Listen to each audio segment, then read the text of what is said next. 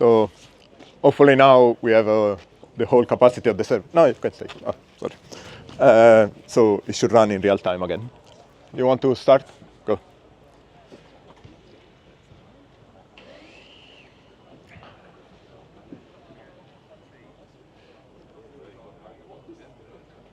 So the eye in the front will scan the road basically every 2 meters, and then it will send this to the server to find if there are any defects. When it finds a defect, it will tell the robot to stop. It analyzes, it basically derives the center line of the defects so that our manipulator can go right at the middle of the defects with our pull pot. And then you will see pretty soon it positions itself so that the manipulator can go on top of the defects. It lowers the manipulator now, the pull pot, and it goes right on top of the crack. Again, there is no material deposit today for the reason we explained before in terms of weather, and then it does every little bit. It can basically we can fix cracks. In this case, it's a transverse crack, which is as wide as the vehicle. That's our limitation at the moment, and it's done for safety. We don't want our manipulator to stick out of the vehicle if there are people around in the future. If there is a longitudinal crack, we will fix part of the crack that it can fix with the manipulator, then move the vehicle again and do the next and fill the crack, basically seamless. It's a liquid material, the one that you are using, so you don't see problem at the joints between different sections of the longitudinal cracks either. And then when he thinks that it's finished, he will go again until he finds the next crack. In this case, he has a section of the crack that couldn't basically fix within the working space of the manipulator, so he has moved the vehicle a little bit more so that he can actually fix the cracks here on the right.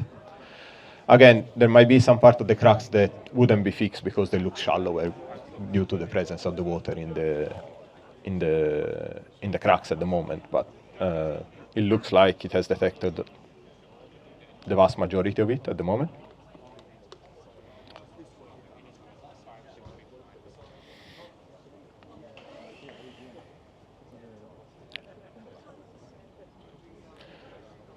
Yesterday, we also had a question about safety. What happens if the vehicle goes rogue for any reason? You might see Dev that has a big red button on his remote controller that will override the autonomy. So if the vehicle, for any reason, doesn't do what it's supposed to do, if Dev hits the red button, that one, the vehicle will stop, no matter what it's doing. It's a requirement at the moment by the legislation, and it's basically the main safety feature. The vehicle also has sensors to see if there are obstacles around it, if there is a person passing in front of it, it will stop, and all of this. But the regulation requires that we are fail-safe, and there is an operator, basically, with a big red button doing the emergency stop. You will see that the vehicle at the moment is stopping every 2 meters. As I said, it analyzes the road every 2 meters. This is it's an effect of our prototyping stage. We are working on the way of basically doing this continuously until it finds the crack, so it doesn't have to do start and stop just to analyze the road, but it will stop only when it finds the crack. It's a functionality we have implemented, but it's not fully tested, and for safety today we didn't. We thought it would be better to do this, that we know it works. There is another crack at the top there. Not sure how many people can see, but the vehicle basically will stop and try to fix the cracks as well. It's another transverse crack just at the top of the road.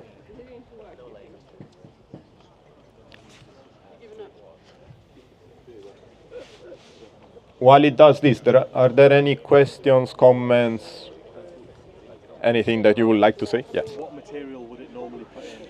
So At the moment, we have a material which is a two-component bitumen-based material. We are talking with several material suppliers to see what the best material might be. It's likely that the material that is on the vehicle at the moment is not our final material because it takes quite a while to cure. We want something that is faster, but we're talking to someone that is around here already about switching material to a different supplier. In a practical situation, what kind of traffic management would you have? So in terms of traffic management, the trials that we have done, for example, in Hertfordshire, we have a closed section of the road where maybe they are doing other type of work, for example, patching. Okay. And basically, while they are doing the other bit of the road, of the road work, if you want, they launch this, Right. And it does the cracking that they don't have the manpower to do. Basically, that's at the moment. In the future, as I was saying yesterday in the Innovation Think Pavilion, if the regulation allow us to have this in traffic, in principle, the vehicle is capable of going in traffic from a technological point of view, but we are not allowed. So we need to be in a closed space to some extent. How long does it last on the batteries? The vehicle lasts, it depends on the density of the defects, how much you are activating the pump, basically, because it's the power-hungry part.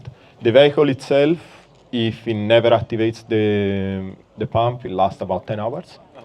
And then there is a separate battery for the pumping system that lasts 4 to 5 hours continuous use. And of course, it's never continuous. You hope so. Otherwise, you want to do surface, resurfacing of the road, basically.